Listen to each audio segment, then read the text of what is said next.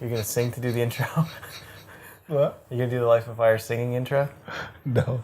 Why not, dude? O'Neill? Yeah. Dude, Michael O'Neill never hit us up about that. I wonder if he got upset. Is Lakeisha's full song in her video? For Friday? Just a little bit. Oh, well, it's in the background. Okay. But you can hear it, yeah. You want to belt some out? No. You're crazy. We're rolling, Let's go. bro. We're rolling, No, dude. I know. This is part of the show. Oh. It's the intro, bro. Cut. This is weird. I know, dude.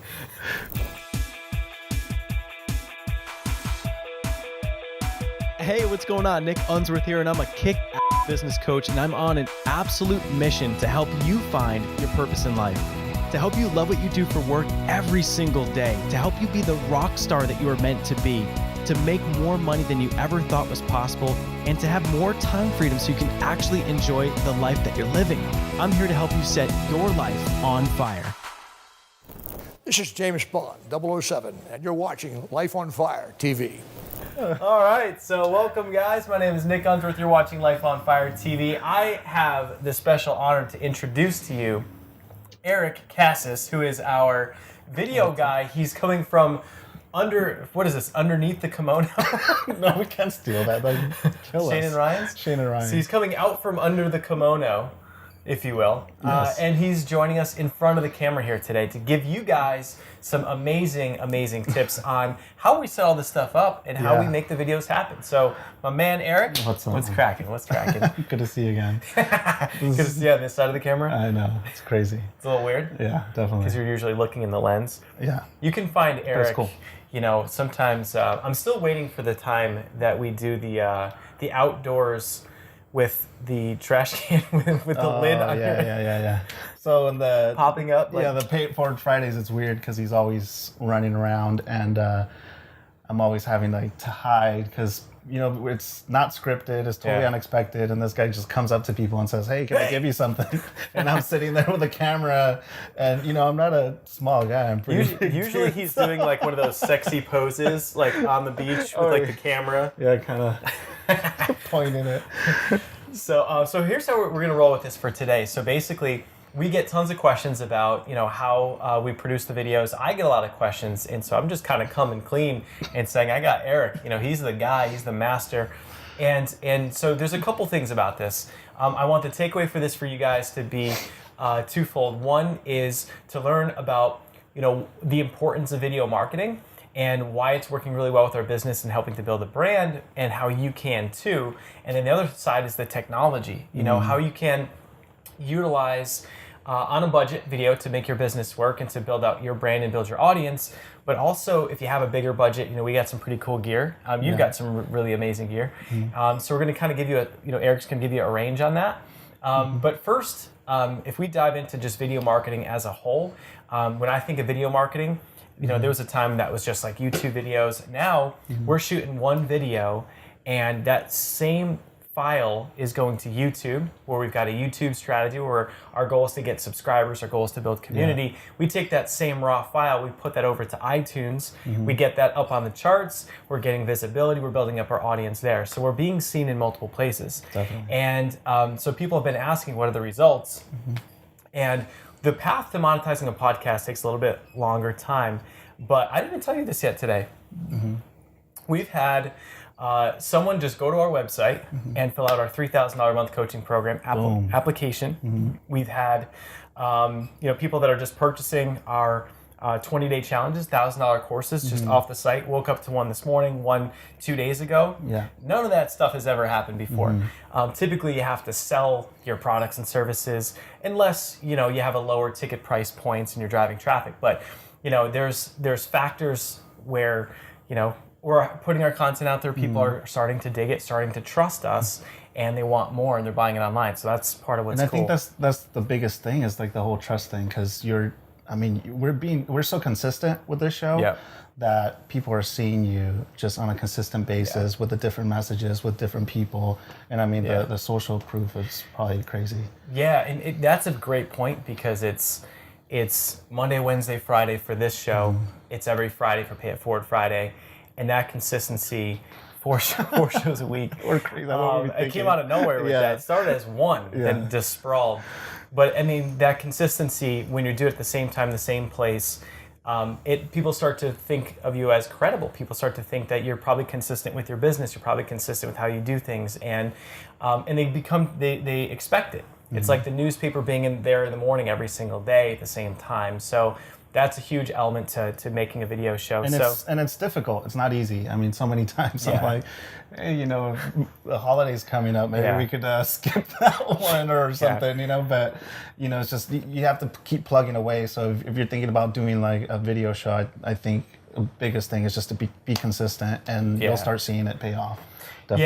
Yeah, and it's like having the video show, from a branding perspective, it just creates such a good amount of trust with your audience. And as you do it over time, it's like we're seeing that I'm getting like interviewed all over the place. We're having lots of cool things happen. People are perceiving it in a certain way. So it's definitely a great move for your business. The way I look at it is like if you can have products and services, earn your primary income that way, and have your content strategy, I consider it our retirement plan. Like this is building up equity from the brand. It's building up relationships. It ties everything together. You get your social media to post and tweet about it. And it's only going to get better. I mean, I just bought a TV yesterday. And a TV? For a new office. But it's like they're all smart TVs now. They'll have YouTube, and obviously Apple TV has the podcast built in. Yep. And so there's going to be a chance if you doing video content that you're going to be everywhere. Yeah, absolutely. And that's, some of the places that we're heading is that same raw file, let's make a Roku channel. Yeah. You know what I mean? And get that actually on its own network. So there's always a debate between the podcasting world anyway, between just doing audio and doing video. And we know from conversations with Lewis Howes and John Dumas that they've gone to speak with Apple and iTunes, and we know for a fact that video is trending. Video is definitely where they want to invest their time and energy. Yeah. And it's it's a harder barrier to entry for your competitors to jump into video. So it's a good hot place to be. People are always talking about the difference between audio and video podcasts. Audio is, of course, easier, and I think the number one thing is do what's going to work for you, because if it's not fun for you and it's going to be too challenging, it's not worth it. But on the video side, I think that we're going to prove that this is going to be one of the best decisions we've ever made in the business. It takes a little bit of time, a little bit of investment. We're putting a lot of work, a lot of hard work into this thing. And I think that's what this video what we want to lead into. It doesn't have to be as crazy as we've taken it. I mean, we're going to people's houses, we're running around, traveling, and doing all this stuff, but it doesn't necessarily need to be like that. You could get started on a budget and start doing video content. Totally.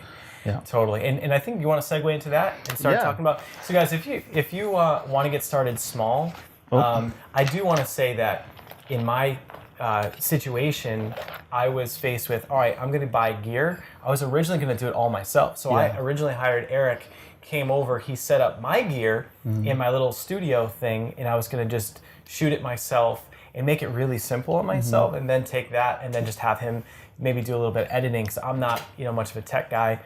But it just grew for us, and we had the ability and the bandwidth and budget to do it. So now, if you do have the budget, having Eric 1 day a week, and you just bang out all the videos in that 1 day, it's super efficient. So if you are going to work with someone and have them do the outsourcing, definitely set it up where we we rock out 1 day. We have a plan. It's sometimes super organized, sometimes a lot on the fly. And it's funny because we started kind of doing this, and then when we had the interviews with Dumas, I mean, that's his whole secret pretty much to his success, is batching the shows and doing a bunch in 1 day. Yeah. And then kind of, feeding it as he needs it. Yeah. Yep. So that's kind of the high-end spectrum. We'll come back to some of that gear. So, all right. So for someone that's starting out on a budget, how do they get this thing rolling? Well, here we go. We got the Logitech, and this is the C290, I believe it is. C930. C930, yeah. 920, 930. Oh, yeah, 920. But we've actually used this because we were trying to get some juice from the Hangouts and from YouTube. So we've actually used this for Life on Fire. Yeah. once, and I went ahead and just plugged this to my laptop, and then got a nice mic and plugged that into the laptop also to get nice audio, and this works great with this and the, I should have brought the Yeti mic, but the Yeti mic. Yeah. I mean, with a few $100s, you're up and running and getting content out there. Yeah, and I think, and the other thing too is when we were using this, it's a strategy where you shoot the video using a Google Hangout, which anyone can stream that way. So like, you don't even have to buy screen recording software or anything. You literally just open up a free Google Hangout, use that camera. We use the Yeti mic, the blue Yeti mic, but by doing that, there's SEO benefits so that your videos can have an easier time to rank on YouTube, rank on Google.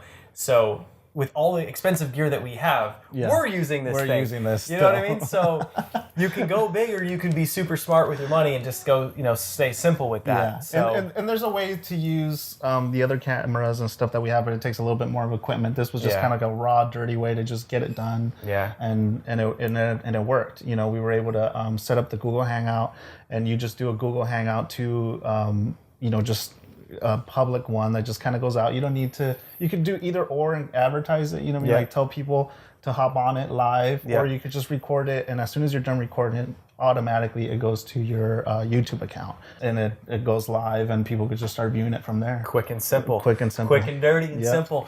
And what would you suggest that someone to turn their home office, an area in their office, even if you're doing that web camera on your laptop, what would you suggest for the background behind you? Well, definitely something that's not too busy. Don't use any backgrounds with a wallpaper or anything like that. Yeah. What we've done is we set it up with there's an LCD screen right behind you, and we have the Apple TV hooked up to that. Yep. So we throw up the Life on Fire logo. Yep. So everyone, I'm sure everyone now has TV. So, and if you have a flat screen on a wall, maybe you could stand right next to it, throw a logo up, and there's professional. There's ways of doing it where you have the laptop in front of you, and everything that you're seeing on your laptop through Apple TV, you could just stream it or show it on the screen. So you could use that kind of as a PowerPoint situation. Yeah. That's originally how he set me up, because I wanted to be able to look at notes as it was behind me, and I was going to use the TV as a prop. And then we kind of realized that for me, I'm a little bit more comfortable just going off the cuff. And because sometimes when you're doing video, if you're trying to think through the whole thing and you're thinking of what you're going to say, it ends up coming across not very authentic, and it comes across a little bit canned. So, but it really is about what works best for you. If you want to have a reference point, the laptop, and then you got the TV behind you, it looks pro. You got some notes to follow along. It's super simple. I remember when I first made my videos, I painted my dining room wall blue. Yeah. Then I had my girlfriend at the time painted little icons that looked like a Facebook button, a YouTube button, and a Twitter bird. Yeah. And they were just on the wall behind me. People thought I had an actual set. Oh my God. It's just crazy. A dining room wall that's blue, but that perception, I stood out. And so, I would definitely be careful of, if you're going to do the laptop with the webcam, don't have, dirty laundry, hanging up, or I don't know, something behind you that's weird. Make sure that's and that clean. Actually brings up another point, because you might be thinking about the laptop in front of me. How am I doing this? Well, this model, this Logitech model, actually has the screw-in on the bottom for like a tripod. So you could go ahead and get a small tripod. They're really cheap, $50, and you could have it so it's in front of you. Eye level. And where would you mount that up so that it's like eye level or a little bit lower? Maybe a little bit higher. Okay, you know what I mean? Higher. So especially somebody like me, the little double chin kind of. I like the camera. I like the camera all the way at the top, looking down, so my head looks like a little pinhead. Selfies over here. I know, that's why I like them. I think I look thinner. That's funny. Man. But as far as the sets, if anyone wants to go back and watch the Keenex episode we did, he's the king of sets. He has this room. Yeah. It's a pretty large room, but in the room he crams in like 6 different sets. It's pretty crazy. So I'm sure people at home, you could find a little corner, a little nook, the way we have here, and set it up nicely and do whatever you need to get done. Yeah, I think that's one thing that's really cool about what we've done too is changing it up a little bit. You know, so we've done like the outside with the beach scenes, we've done in my office, we've done in the back, you know, studio, little second room, we've done in here. Yeah. I think there's something cool about spicing it up, making it a little bit different. Yeah, definitely. But you certainly don't have to. So cool. So that pretty much wraps up. So we've got webcam, the Logitech C920. The Blue Yeti mic is pretty inexpensive. Background, we kind of talked through that. What about lighting? Lighting. Well, actually, I can turn this bad boy on here. Show 'em what we're working so with? I can show what we're working with. And this is the other camera we'll get to that we use a lot. So Canon 5D. You know, now these picture, what used to be just a picture cameras, you know, taking awesome video. And this is what we use for the most part for our show. But yeah, I'm gonna turn this on and show you guys. This is a little LED panel, which I picked up on eBay actually. And they come from, you could get different types. I mean, there's some real pro ones, obviously some big names, but as far as if you're starting on a budget, you could get 2 of these lights with 2 stands for around $300 or something. And you know, they come from, you know, obviously manufactured in China, but I love these things because I put them in a roller bag. We're run and gun for the most part. I mean, we're running around, we're in and out of cars, setting up in people's homes, and so I wanted something that I didn't really have to worry about because it's just me. You know, for the most part, a lot of the time, sometimes I have some help, you know, for big events and whatnot. But for the most part, I'm just running myself and setting these things up. And I wanted something that if it broke, I didn't really have to worry about it. Yeah. So if you look up for the 50 watt LED panels, that's what I use with. It has different intensities. If you have 2, if you can get 3, that's awesome. But if you only have 2, you can have 1 on each side and just get nice fill light on your face and you'll be ready to go. And so tell us about the 3-point lighting. Yeah, so there's 3-point lighting. That's kind of, you know, the standard lighting for video. Usually you just have 1 light, which is a little bit brighter. It's called your key light, right? So it's like your main source of light. But what happens is if you use your 1 light, it kind of gets everything bright on one side, then this side looks kind of dark and you look kind of real moody. So then what you need is a second light. Is that why I look so angry all the time? Sometimes when you use 1 light, yeah. Sorry, dudes. You get shadows. So it's all about the face, right? So you have one side lit, one side of your face lit, and then the other side's kind of dark, right? So it gives it a real moody. So you want a fill light to kind of fill in the other side. And usually you use like a lower intensity on the fill light. Sometimes, you know, we're just, like I said, we move so fast that as long as you have an even light across your face, you're good. And then the third light usually is from behind. So if you get some separation, I have a light set up right back there. So if you see on my black shirt, there's kind of a little rim of light here. And that kind of just gives it a little bit pro look, you know. It pops off, and Nick's hair, you know, you got to get that nice little shine on it. Gotta get my alfalfa. Yeah, so he's not just in.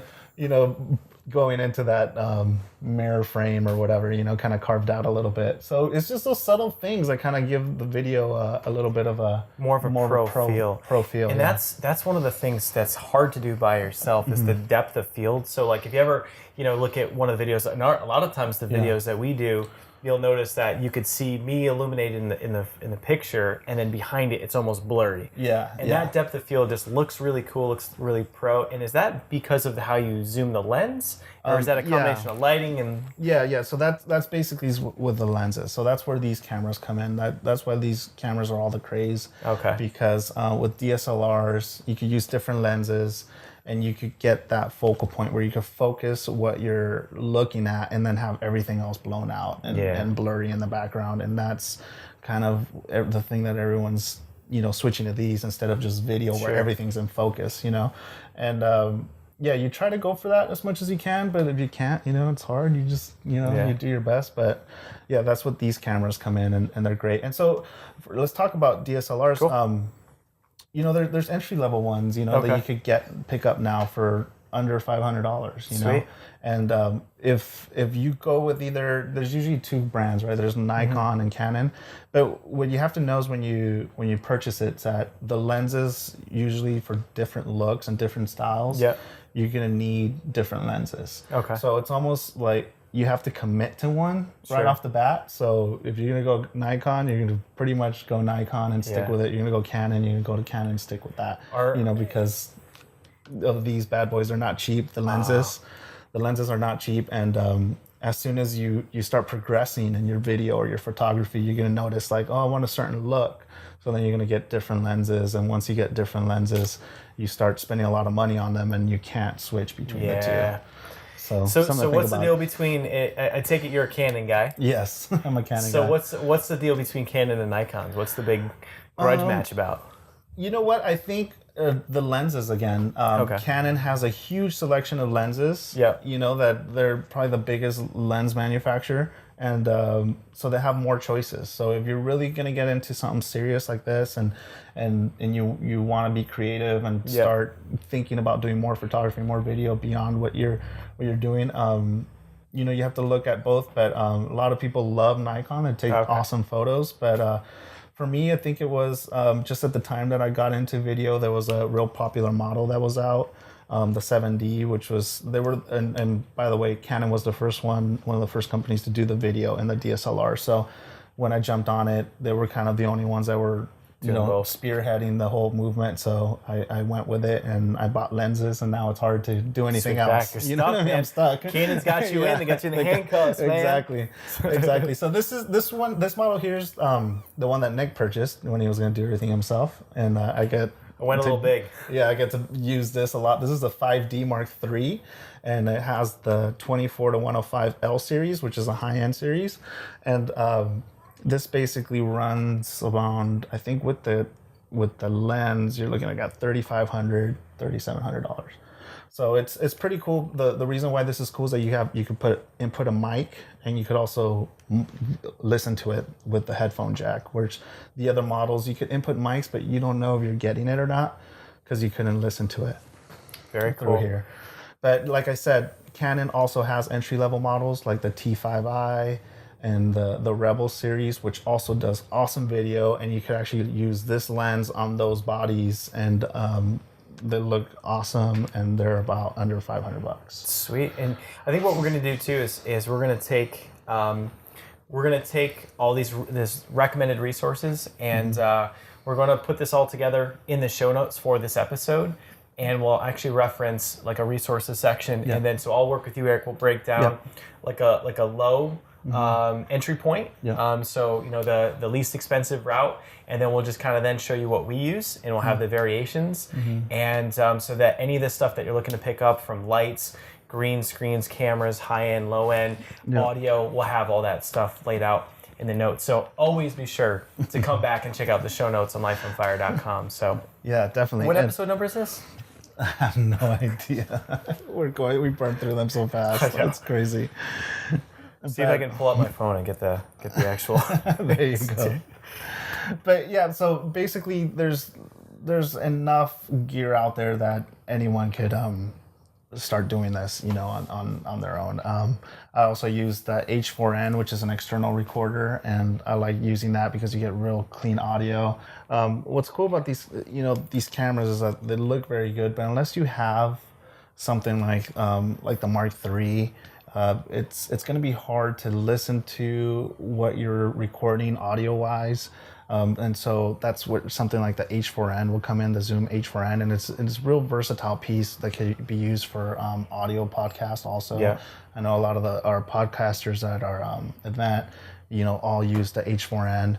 And so the H4n, so that's a device that your lapel mic or any mic just records into that. Correct. And then that little gadget, you can take the memory card out and put that. Okay. Exactly. So I don't know if you've seen people when they do the clap type thing when they're filming. Dude, we got to get one of the actual movie things. Right. That's what those are for, right? Yeah. So basically, when the impact of the clap or the clapper makes the snap noise, it'll make a spike in the audio. Yeah. So the camera is recording room audio, on its own, but it's not that good, right? And then also we have the lapels recording.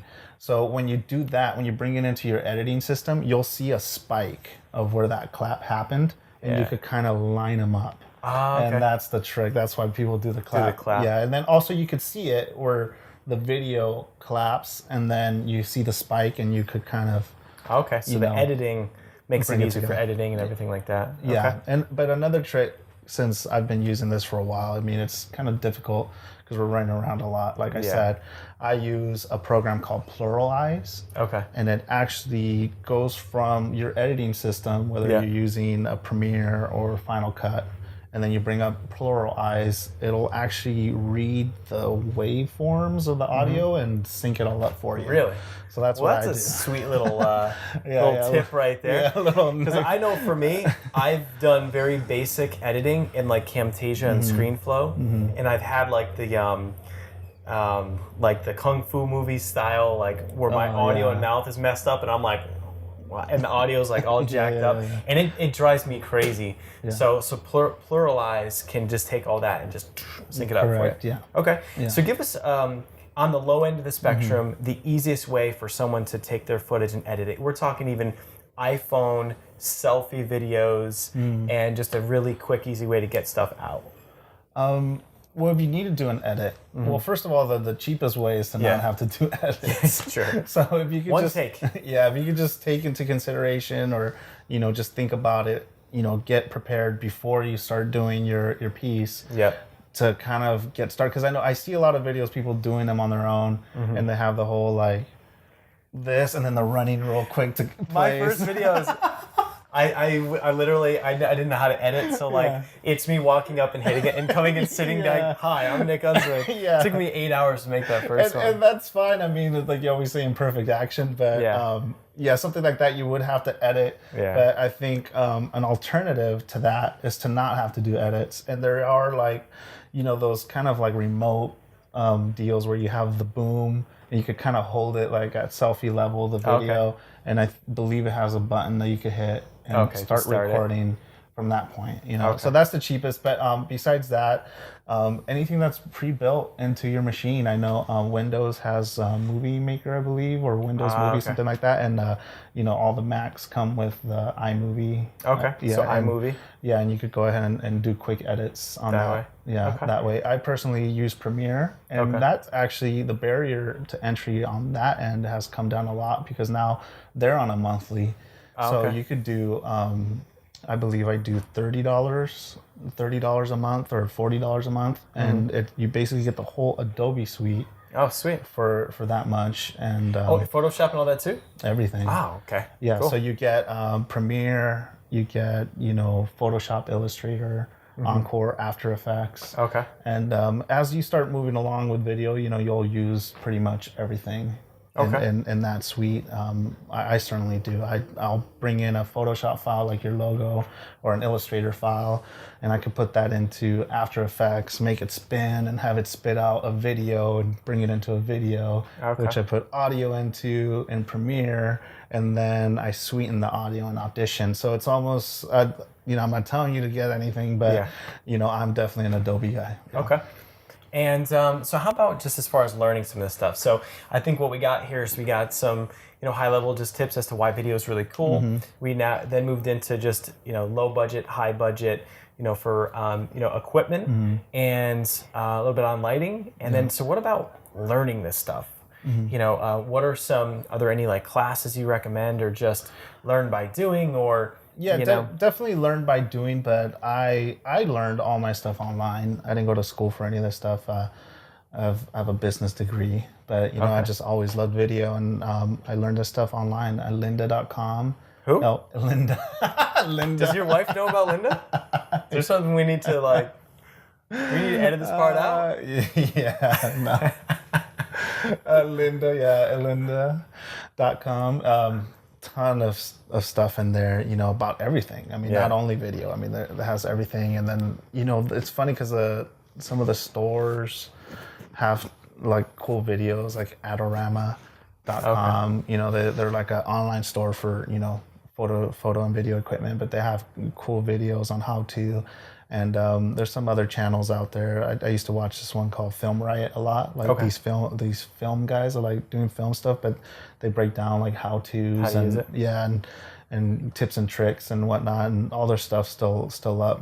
For the past 3 years. So there's a lot of content out there for free that you don't necessarily need to pay, to learn. But Yeah, there's a lot of resources out there, but definitely just shoot as much as you can. Yeah. You know, go out there and shoot. I mean, in the beginning, I was dying to have projects. Dude. It's like I was giving it away. I was like, I'll shoot, you know, your birthday party. I'll shoot your whatever, you know, just to get the camera and shoot something for somebody and edit and, you know, get the practice in. Okay. Definitely. Okay. I think one thing before we do a little tour and just show our other little spot is just about on-camera presence. And so from your feedback and having been, you know, on the other side of the camera, what's some tips just from, you know, you as the video guy that you would coach someone through to help them be the best they can be on camera? I think just not overthink it. A lot of people seem to get on camera and right before you press record, they're candid and, you know, the conversation's flowing and, you know, as soon as you press record, it's like... It's so weird. It's like Linda. It's like your wife just walked in and you're on Linda's site.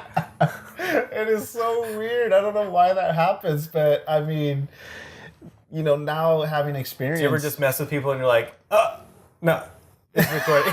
No, I mean, I have done that. I have like kind of stopped it and then kind of like gone back. And this is something that I've learned, you know, doing shoots with different types of people. I've kind of like learned how my personality to kind of try to ease the situation, kind of go back and then instead of being like, okay, you know, so we're gonna record 3, 2, 1, you know, kind of be like, oh, you know, stop it and be like, hey, you okay? And just kind of try to change the subject, press record, or let's try one real quick, don't worry about it, it's just a test or whatever, you know what I mean? And just try to get through it. It wasn't really on. But just don't overthink it. I mean, just go with the flow, and I think that's the biggest thing, just you know, do a little breathing technique or something, and you know, just don't think about the camera, you know. Yeah, I just picture everyone naked, especially Linda. It's something crazy, man. It's just that you really have. I mean, you're really, you know, working with so many people, you really have it where I don't know, you know, where your practice came in, you're just a natural, but no, see that I mean, it just flows. That's you know? the beauty of practice is that anyone can do it. So it'd actually be really cool to cut in like a little clip of like one of my first videos. Yeah, definitely. Because you should see how bad it took me 8 hours to do who I am on my, you know, about Nick Unsworth page. Yeah. Even if you go to nickunsworth.com, it's a disaster. Some of the videos are awful. But the whole thing is like what I love just about like with teaching other people is that everything in life is practice. There are people that are just straight up gifted and naturals, and that's just cool. In my life, I've never been a natural at anything. I sucked at sports, but became amazing at football and in the Hall of Fame. I sucked at video, and now I have fun with video. Now, I always want to improve in video. Next year's going to be better than a video this year, but it's like it is 100% practice. And at the end of the day, when you look at who you trust on video and who you respect, it's the people that I think that you build the most rapport with is from being comfortable and the appearance of being comfortable. And so like when I started like speaking on stages, I was a disaster. But with practice, I realized that, you know, screw it. If I just have fun, then that conveys to people and it's easy. So if you look at your videos and you just unthink all of what, because when the camera turns on in your head, there's a guru or someone that you picture that you're trying to emulate. Yeah. And I used to try and like be like other people, or like there was a guy that used to always speak and he would hold his hands like this. And in my videos I'd be like touching them like this, and I'd be in my head thinking, am I touching the fingers too much? Like, you know, I'd run all these conversations while the damn thing's on. Yeah, that's crazy. And now it's just like it's unconscious competent. Like unlearn about what other people do and don't give a crap about what other people think, because at the end of the day, if you're worried about how people are going to perceive you, or if you look fat or you don't look good enough, then all that's going to come through, and it's like lose the attachment with what other people are going to think and truly just have fun and know your personality. For me, if I try and memorize, I go down in flames. I just can't do it. And like even the teleprompter, I can't do that well because I don't read really clearly out loud. And so for me, I do way better where if I'm just genuinely talking about the subject. Now, if you'll notice, anyone that does a good presentation it's usually about a topic they're passionate about. Yeah, so you can take someone who's the geek behind the scenes that's building computer chips, and you see them do a TED Talk, and they crush it because they're passionate about it. So one of the best exercises is that take a topic and share something that fires you up, and share a story that you know. It's your own story. There is no notes for that. It's your own recollection. It's your own story. There's nothing to memorize. And watch the difference between trying to teach some content that you're not really sure about versus storytelling something that you've already done before. And the more you start to express yourself with real things that have just happened through stories, then you'll notice that you start to just flow with it. And then the more practice, it's just like the more hours behind the camera, the better you're going to get. Yeah. I guarantee you look back at the episode number 1 versus now, you're probably going to see improvements, like anything. So What's crazy too on my end is that I feel like the same thing happened to me behind the camera. Oh yeah. I mean, I remember doing videos and I was just overthinking it too much about like, what am I doing here? Make sure this is right and that's wrong. And I'd bring the footage back and the audio was bad. And you know what I mean? I was kind of like doing this and that. And now it's just like, the more practice you get, the more it just flow. I mean, we're so run and gun that sometimes we're like, okay, I want to do an interview here with this guy here in this place. And you just kind of, just second nature. I mean, okay, I'll put this GoPro up here and I'll do this and I'll just put this audio and then just kind of go with it. And, but it's just a matter of just not being scared. I mean, just go for it. You get it. If you don't, I mean, what are you going to do? You know what I mean? Like, so if someone's getting into video, I would say just keep doing it. Don't get frustrated if it doesn't come out, if it's out of focus and you did this whole thing. I mean, it's not like it's not the end of the world. It's not like film's expensive these days, right?